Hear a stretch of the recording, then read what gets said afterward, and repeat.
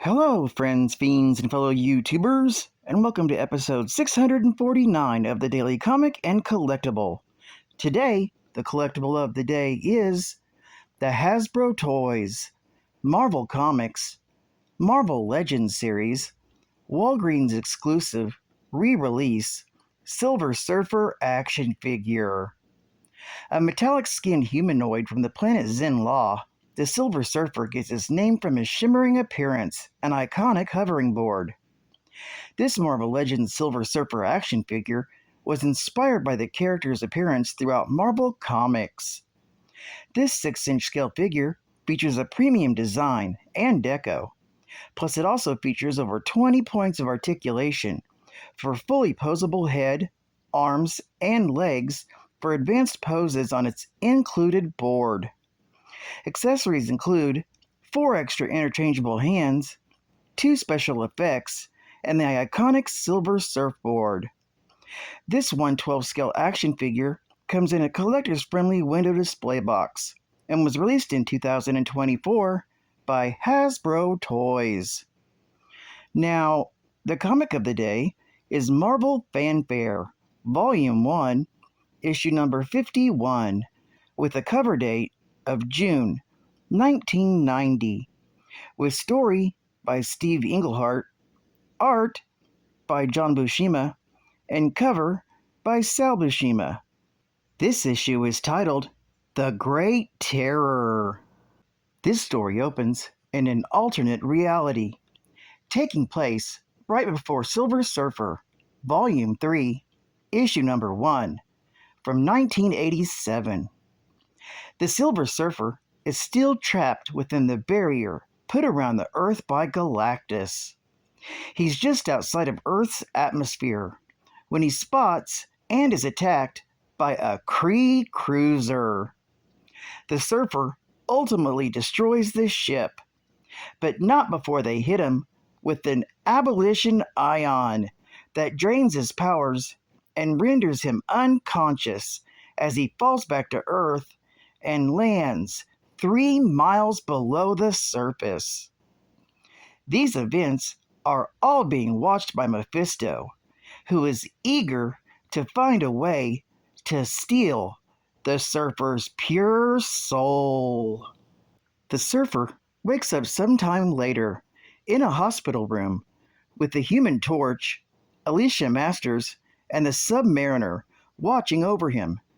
When he finally comes to, he immediately siphons off a lot of flame from Johnny, helping the Surfer restore some of the power he lost by the Kree. He thanks them for their assistance, but quickly departs as he's determined to locate the crash site of the Kree cruiser. The Surfer arrives at the scene of the crash and gets information from Clay Quartermain, who has a SHIELD unit out investigating. A little while later, the Surfer tracks down the 2 Kree soldiers and defeats them both in battle, leading to both their deaths, as that's the Kree way, and any other way would be showing weakness.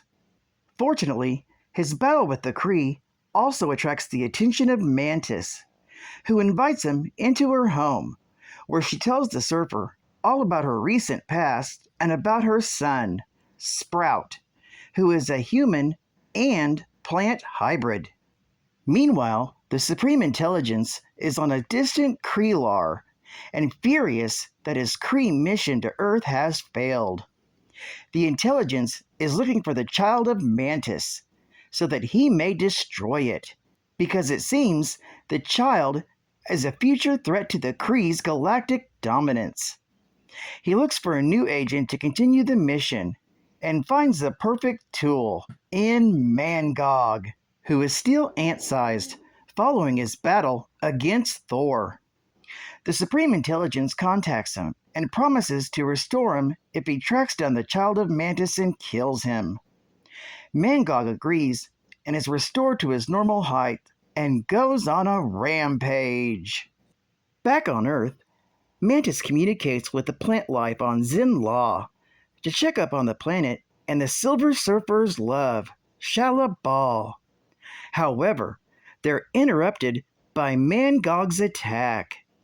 The Surfer and Mantis battle the creature, but not even the intervention of Sprout seems to be enough to be able to stop Mangog. The Surfer, though, soon figures out the unstoppable creature's Achilles heel. It's a creature spawned on vengeance. So when the Surfer submits to Mangog, it saps the creature's strength, and it eventually fades into nothingness. Mantis turns to her son Sprout and tells him to never forget what he witnessed this day. For all that he's destined to be, he must not forget what true greatness is. This story is continued in The Silver Surfer, Volume 3, Issue Number 2. Geek Fact: the last page of this issue features a pinup of Silver Surfer flying through space, with Galactus watching in the background. This artwork is featured by Ron Lim. Bonus Geek Fact: this story was to be the first of a 12-issue limited series, where Steve Englehart was going to try and present the most spectacular space epic yet, devised with the Silver Surfer acting as general of an intergalactic armada fighting the Kree Empire, led by the Supreme Intelligence. The Supreme Intelligence, also known as the Supremor, was created more than 1 million years ago by the extraterrestrial race known as the Kree to help them create a cosmic cube like the Shaper of Worlds that their enemies, the Skrulls, had once created. The Supremor is composed of the brains of the greatest Kree minds, thinkers, generals, philosophers, scientists, and so on, removed upon their deaths and assimilated by the supercomputer in a process called supremorization. Eventually, the intelligence developed a mind of its own and refused to create the cube, knowing the dangers that could be wrought by an evolved cosmic cube, which is what had destroyed massive parts of the Skrull Empire. Despite this, it was allowed to continue to exist to serve the Kree with its wisdom. Its influence eventually grew to the point where it replaced the Kree government. Although it has occasionally been disposed for periods of time, most of the Kree are fanatically devoted to it, and it's worshipped as an organized religion. The Editorial. Oh boy! This issue is gonna take some explaining.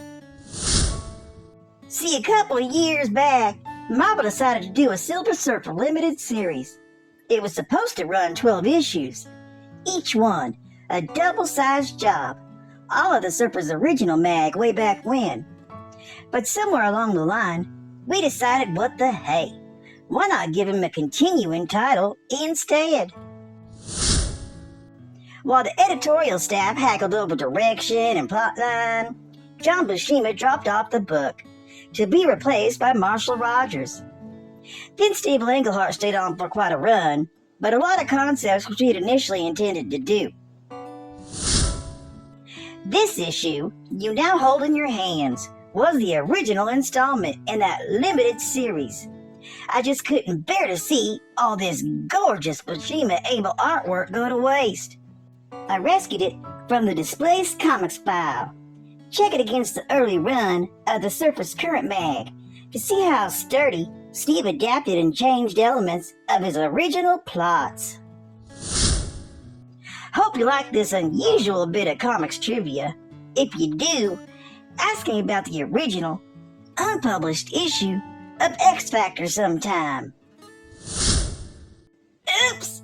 Getting late! Gotta fly! And final geek fact.